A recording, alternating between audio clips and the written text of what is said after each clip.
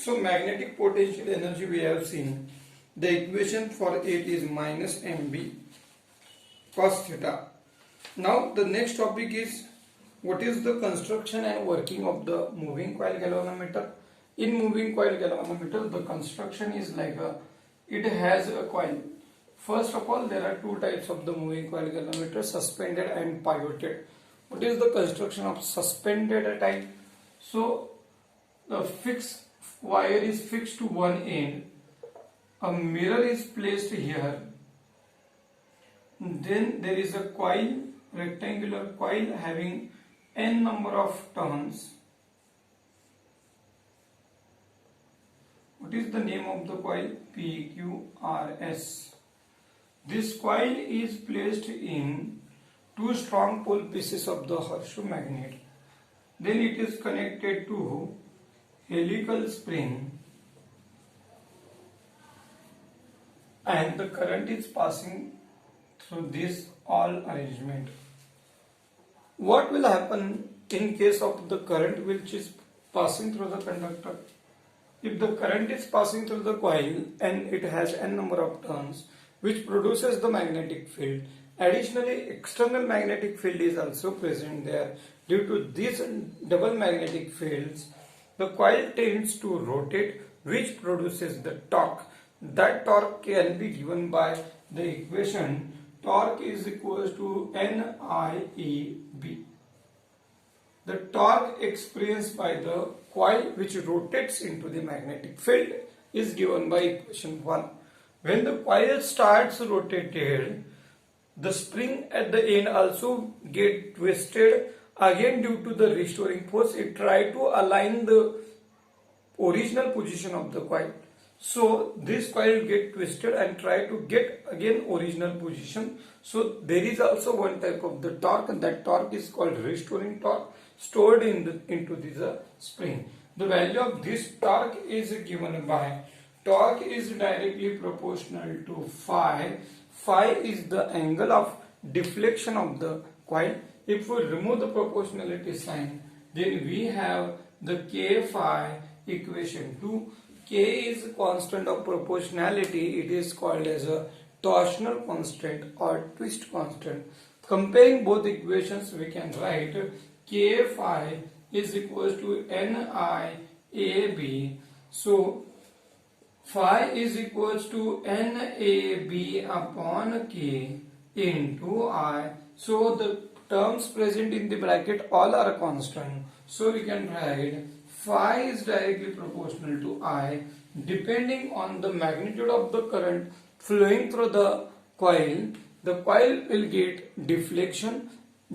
Deflection of the coil is directly proportional to current, and the deflection of the coil is given to the pointer which is on the uniform scale. If the current magnitude is maximum, deflection of the coil is maximum. We can see the deflection of the pointer maximum. Current is small, deflection of the coil is small. We can see the deflection of the pointer deflection less comparatively to the first case. So this is about the construction and working of the moving coil galvanometer. Then next topic is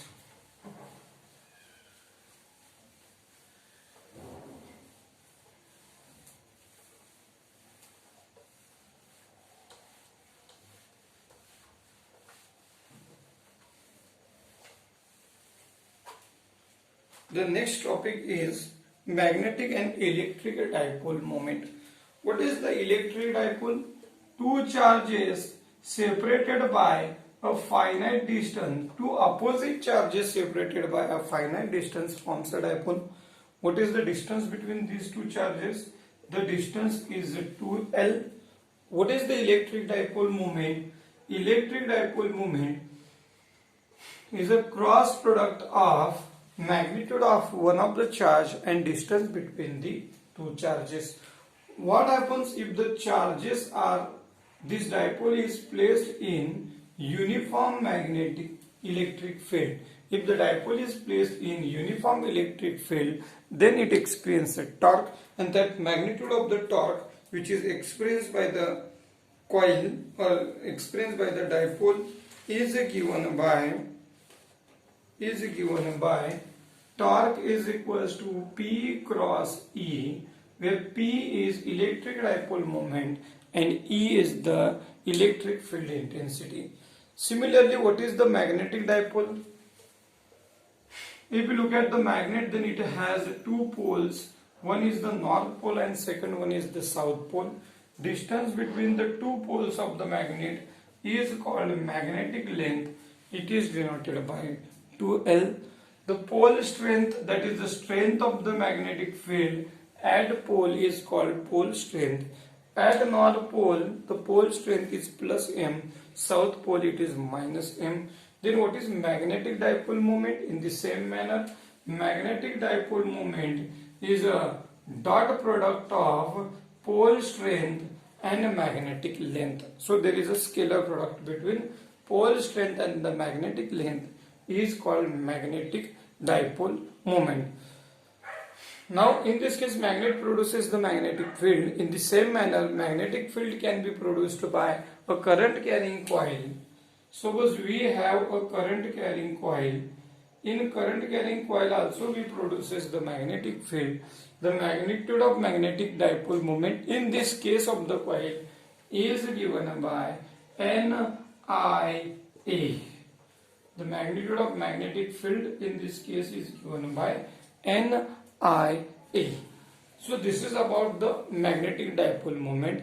If the magnet is placed in the same manner in the external magnetic field, then the magnet also experiences a torque. That magnitude of the torque which is experienced by the magnet when it is placed in uniform magnetic field is given by torque is equals to, in the same manner we can write M cross B. What is the M? M is called magnetic dipole moment and B is the magnetic induction. So this is the magnitude of the torque experienced by the magnet. So here M is magnetic dipole moment. So we can write, in case of a magnet like M dot 2L, in case of a coil we can write the value of M as a NIE. Now in the next topic, what is the next topic? Applications of Biot-Savart law, or we can go for the Ampere-Circuital law. What is the Ampere-Circuital law? I'll take the example of the Ampere-Circuital law.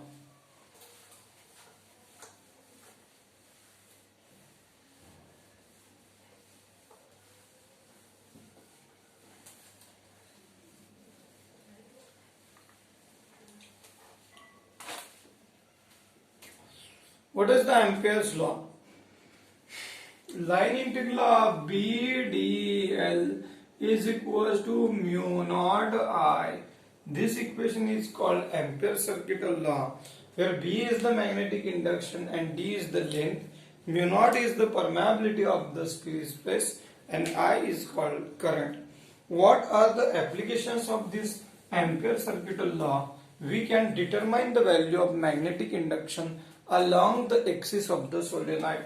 So this is the coil of solenoid, and suppose one point is placed along the axis of the solenoid. This solenoid having n number of turns on it.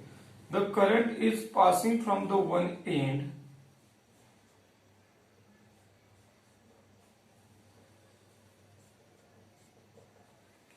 What happens if the current is passing through the coil? It produces the magnetic field. Point is located along the axis of the solenoid. The length of the axis is given by capital L. Then what is the magnetic induction at point P, which is located along the axis? On the axis, to determine, we consider an imaginary circuit, or we can consider a loop of a circuit whose name is A, B, C, D, A. We apply the magnitude of magnetic induction for each side, and finally we get the value of magnetic induction along the axis. For BC to DA we cancel out because these two sides are perpendicular to the magnetic field. For CD we also neglect because this side is far away from the magnetic field, so the magnetic field across the CD is very small. So finally we can determine the magnitude of magnetic induction along the axis of the solenoid, and the equation for magnetic induction along the axis of the solenoid is given by B is equals to mu naught n I. In the same manner, for the toroid, how we can derive the equation? Toroid is nothing but if we bend the solenoid into the shape of the cylinder, then it is called as a toroid. So this is the toroid. Just bend the solenoid into the shape of a ring. From one end we are passing the current, and the second end the current is passing away. This is the center. Radius from the center of the axis is R. What will be the equation for the solenoid magnetic induction? The equation for solenoid and the toroid is same. B is equals to mu naught Ni. N is the number of turns per unit length in this case.